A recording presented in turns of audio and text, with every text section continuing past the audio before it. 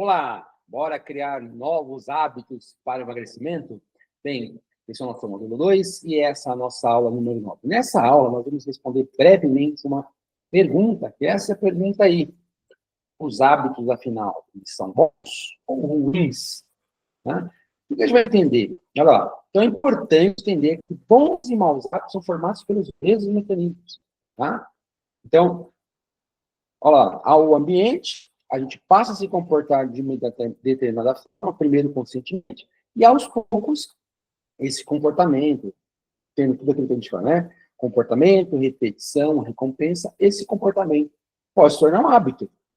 Né? Então, a gente vai, primeira coisa importante entender é que aquilo que a gente chama hábito ruim, ou aquilo que a gente chama de bom hábito, é formado, os dois, essas duas expressões, representam algo que é formado da mesmíssima forma. O que acontece é que depois de um deles é formado, a gente começa a perceber que um deles, de repente, está fazendo mal para a gente não quer mais aquele hábito, e aí nós não passamos a tentar tirar esse hábito, né? Acabar com ele, mudar para outros hábitos mais saudáveis. Mas o mecanismo da fisiologia é a mesma. Tem um ambiente, tem ação, essa ação repetida, a sensação começa a ser recompensadora, daqui a pouco ela passa do consciente para o inconsciente. Se o comportamento repetitivo for, por exemplo, comer fast food à noite, sei lá, vou comer lanche toda noite, vou comer pizza 3 vezes por semana, isso pode acabar sendo reconhecido como um hábito, né? Então, no começo, estou ali, estou estudando, estou correndo, estou sendo para fazer janta, tal, vai pegar um lanche uma vez por semana. Então, um certo aspecto recompensador, daqui a pouco 2 vezes por semana, 3 vezes por semana. E é o que ele fala aí, daqui a pouco virou 3 vezes por semana, fala, poxa, tá demais. E aí se tornou um hábito, né? E originalmente eu não achava que era, mas se tornou mal, porque estou vendo que tudo está fazendo bem para a minha saúde, estou tendo peso. E olha que detalhe aqui, ó.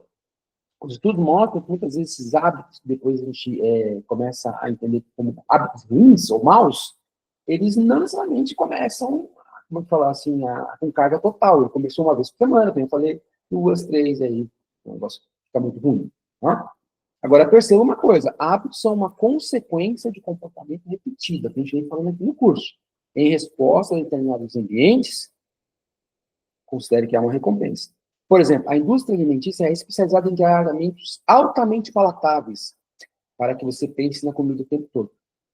Ou seja, num ambiente, um contexto, né, desse, é difícil acabar não criando um hábito que prejudica a saúde. Então, por exemplo, eu como nutricionista, né, você ouve muito hoje, muitos nutricionistas falam assim, não, eu não proíbo nenhum alimento, não há alimentos proibidos. E, de modo geral, a ideia é muito boa. Não é, né?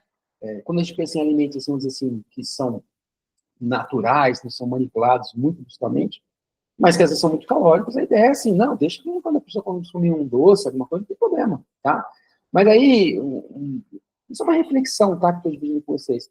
Quando você pega, por exemplo, alimentos altamente palatáveis, né? Aqueles alimentos, a indústria alimentícia, ela tenta criar o bliss point, aquele ponto de êxtase, né? Onde ela mistura sal, açúcar, gordura para você. Então, tá, isso ainda está sendo estudado, tá? Mas os alimentos, de certa forma, inclusive, tem pessoas que estudam, né?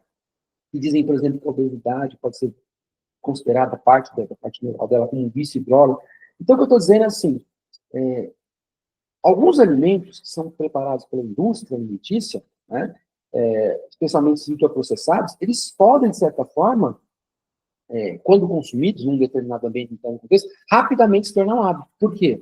Porque tal alimento, ele está sendo consumido num certo contexto, então é um hábito, desculpa, é uma ação, um comportamento repetido num certo contexto, num certo ambiente qualquer, uma sala, uma cozinha, em qualquer lugar, no escritório, né?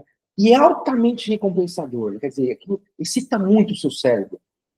Então, muitas vezes pode facilitar com que a pessoa logo passe a ficar viciada, né, entre aspas, esse negócio. Então, nesse sentido, quando eu falei da reflexão, embora a gente realmente fale, olha, não é bom proibir nenhum alimento. Talvez os ultraprocessados a gente tem que pensar muito bem, porque talvez a tolerância, como a pessoa se torna, entre aspas, viciada nele, né, sinceramente, pode ser menor, porque eles são preparados para isso, tá?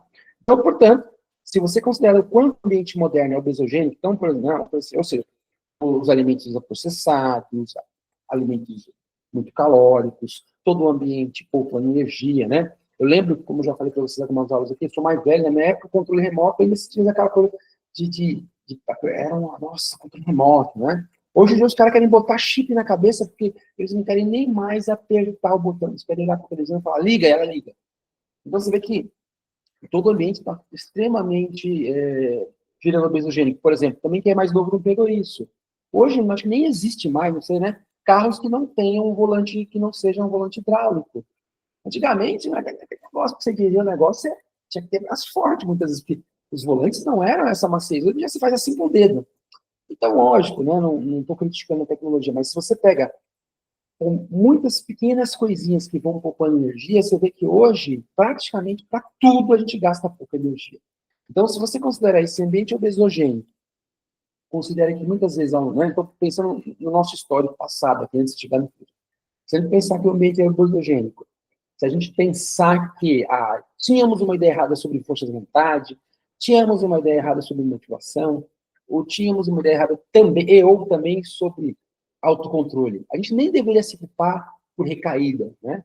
Então, repara, muitas vezes, aquilo que eu digo de recaída deve ser entendido, como está falando aí, como um processo de aprendizagem. Mas, só falando que muitas vezes quando a gente tem recaída, isso eu estou supondo que o programa de exercício de dieta que você fez no passado estavam, vamos dizer assim, corretos, né? Não eram dietas da moda, por exemplo, programas de exercício curados. Então, mesmo assim, é normal essa coisa da recaída, principalmente porque a gente não entende como funciona o hábito, não entende algumas coisas que a gente não entende agora. Então, a melhor forma de lidar então, com recaída é alterando o contexto, se é o ambiente, no modo que novos, bons hábitos substituam antigos que passam a trabalhar ao seu favor. Né? Nesse sentido, criar bons hábitos é como aplicar, deixa eu falar isso, né? É como se aplicar o dinheiro no investimento enquanto você está dormindo. Né? O pessoal sempre fala isso, eu uso isso para fazer a gente investir. Né? Enquanto você está dormindo, você está trabalhando por você. Essa é a ideia, né? Ou a gente pegar aí no mundo da forma. Eu vejo os moleques hoje jogando, fazendo isso. Eles criam bots, criam robozinhos, e os robozinhos ficam clicando, tipo, esses jogos Roblox, né? Se você fizer N movimentos, tá ganhando força lá, tal, levantando peso, então você coloca um robozinho, algo que fica autoclique, autoclicando, então, quer dizer, o cara tá fazendo clicar, colocando algo para trabalhar para ele, ele não quer ficar clicando 1 milhão de vezes. Então, a gente vai falando isso, criar um bom hábito, é preparar o ambiente, a sua rotina, aquilo que fica trabalhando com você. Então, em resumo, importante que a gente respondeu aqui, ó, não há diferença naquilo que a gente, depois de formado, passa a considerar um bom ou um mau hábito. Existe um comportamento repetido e recompensador, vira um hábito. Depois, quando aquilo vira um hábito, eu posso começar a considerar isso é bom, isso é ruim, mas o mecanismo fisiológico é o mesmo, por isso que tem que tomar cuidado com certas coisas, né? Então, para lidar com essas recaídas, legal, o negócio é mudar o ambiente, ligar o contexto. A gente já falou de algumas outras coisas que a gente vai falar. Perceber os gatilhos. Então, por exemplo, se eu não quero fumar, eu não quero fumar, e eu sempre vou num happy hour com os amigos, os caras, eu sempre dou uma roda para conversar, todo mundo pede cerveja e começa a fumar. É muito complicado ficar numa situação dessa. Por quê? Porque aí você passaria a usar sua força de vontade e sua autocontrole. Fala, não vou beber. Aí vai ter a pressão dos amigos, bebe aí, bebe só uma, todo mundo fumando, vai, para, escuro, fuma, supondo, né? Então, pouco tempo que você fica nesse ambiente, aquela sua força de vontade, vai gastando, daqui a pouco você está voltando ao hábito que você não quer fumar. Então, pensar nisso, aquele contexto aí, ele é um contexto onde o hábito de fumar, tal, beber, foi formado, ou foi muito alimentado. Como é que eu vou lidar com isso? Então, um exemplo, tá? Um hábito ruim não será evitado nas mesmas condições, se as mesmas condições nas quais ele foi criado estiverem presentes. Coisa que eu falei agora.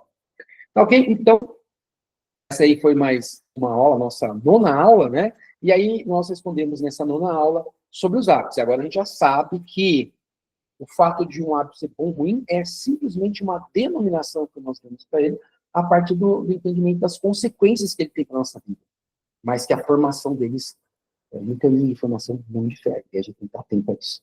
Tá ok? Então é isso. Vamos aprendendo, vamos desenvolvendo ferramentas aí para a gente criar os nossos hábitos que emagrecem. Até o próximo vídeo, a próxima aula. Tchau, tchau.